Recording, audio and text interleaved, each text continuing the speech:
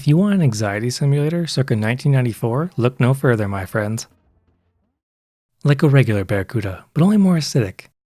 What's up, everyone? Today I want to talk about Donkey Kong Country, released in 1994 for the Super Nintendo. Now, for those of you who may not know, we have to ask, what exactly is Donkey Kong Country? And basically, it's a side-scrolling platformer from Rare featuring anthropomorphic animals, which kill other anthropomorphic animals, but some of them are not anthropomorphic. There's beavers, armadillos, and fish, which are normal. Others, not so much. What is that? What the fuck? Let's talk about the gameplay. Now, as a platformer, you really just need to travel right until you reach another level. But this game takes the Mario formula and adds a second layer to the life system by giving you a partner. Now, depending on how you get injured, you either have the partner take over, or you'll have to restart the level from a checkpoint. There's also differences in how Donkey and Diddy handle from a controls perspective. Donkey Kong can defeat larger foes and isn't as mobile as Diddy. That being said, there are some enemies that Diddy cannot defeat traditionally. There are options though. Oh no! There's also collectibles like the Kong lettering, which grant an extra life, and the animal statues, which grant bonus levels for even more lives. Certain parts of the game can get really repetitive, so the animal bonus levels are a nice little break. I have to mention, the environments always looked amazing. I love the detail they put into it. There's of course jungles, regular caves, forests, industrial facilities, and underwater areas. The ice caves look freaking amazing though for 1994, and the minecart levels in the second world are pretty fun. If it's your first time, it can be pretty stressful. Another thing that stands out to me is that sometimes the game has a rhythm to it when you're running through a level. If you plan it just right, the gameplay flows almost like music. Other times, not so much. Oh, and the aquatic levels are terrifying if you don't get an animal buddy. All you can do is dodge and hope the camera doesn't get you killed. What? For optimization, the game is spot on. Rare killed it on making the game buttery smooth. The duration of the game is a bit shorter than what I think everyone wanted, but if you're fast, you can go through the game in about 2 hours. For first timers, you probably want about 5 hours. Speedrunners can do this game at 101% in under an hour, which is nuts. Now, for the difficulty of Donkey Kong Country, the first half is very fair. I find the second half of the game though is a lot more difficult, and for me, I hate when game designers do this shit. That being said though, sometimes the game can be very forgiving. One level in the Arctic world in particular, I kept dying over and over, and then I made a mistake. We don't make mistakes. We have happy accidents. Luckily, this game has lots of secrets. The variety secrets come down to 5 or 6 skill testing games, and most are pretty fun. One problem though, I suck at them. Even 25 years later, when we look at the graphics of Donkey Kong Country, I find the silicon graphics are amazing. It would have been one thing for Rare to make a really graphically beautiful game, but the music is on par with the graphics for 1994, and it's so good to listen to.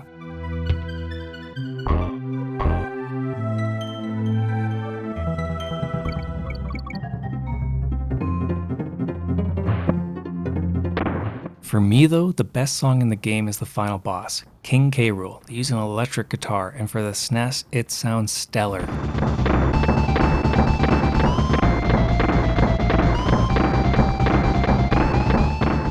Let's talk about the weapons of Donkey Kong Country. For weapons, the game implements rolls and jumps to damage enemies. This may sound simplistic, but it works quite well to simplify the gameplay. I mean, thank God they didn't give Diddy Kong a jetpack and pistols to make him more mainstream. If we pretend it doesn't exist, it'll go away. On top of the regular gameplay with Diddy and Donkey, there's animal buddies which can assist our heroes.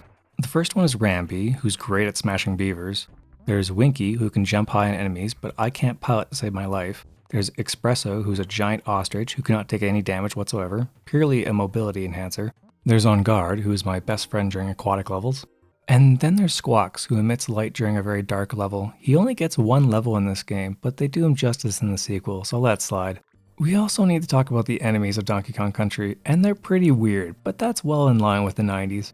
There are Bite Sizes, Croctopus, Chomps and Chomps Jr., Clambo, Squidge, Naughties, Neckies and Mini Neckies, Armies, Zingers, Slippas, they best come in pairs, Manky Kong, Critters, Clumps, Crash, Claptraps, Crushas, and Rock Crocs.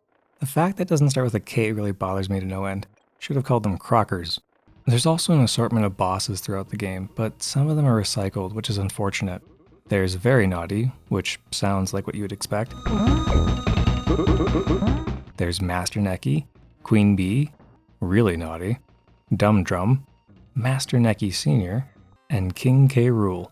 Most of the bosses are pretty easy, but I think King K. Rool was the most awesome way to finish the game as his fight was the most complex. Part of me wishes there was a randomizer for the order of the battle with King K. Rool, but for what it was at the time, it was a lot of fun. When it comes to plot, Donkey Kong Country, there isn't really a lot going on. Donkey and Diddy had a banana horde, but then King K. Rool and the Kremlin stole it.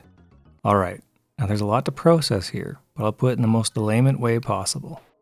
You get to the last level, beat King K. Rool, but not really, but then for realsies. You then get your bananas back, and that's really about it. I would have liked to have a little more substance in the plot, but this is really par for the course when you compare it to Crash Bandicoot or Mario. Really, platformers typically don't have a lot of plot. Part of me suspects that this game truly served as a tech demo, given how short it is. I think Rare does a great job later down the road doing a plot with Banjo-Kazooie, but that's for another day. So, in summary, the gameplay is a lot of fun. The graphics hold up quite well even 25 years later. And the length of the game is great for those of you who may not have a lot of free time. However, this can be viewed as a negative as the time played over value is quite low. For negatives, I'd have to say this game can be quite difficult in certain parts, which is a common problem for games when compensating for a lack of content. The worst part for me though is the camera. I can't stand it. I'm gonna have to give Donkey Kong Country a B+, and you should give it a try when you get free time. It's definitely worth taking a look at. Thank you all for watching. I really appreciate you all watching to the end of the video. And lastly, but most importantly, I hope you all have a great day. Aw, thanks, Gramps. Okay, Boomer.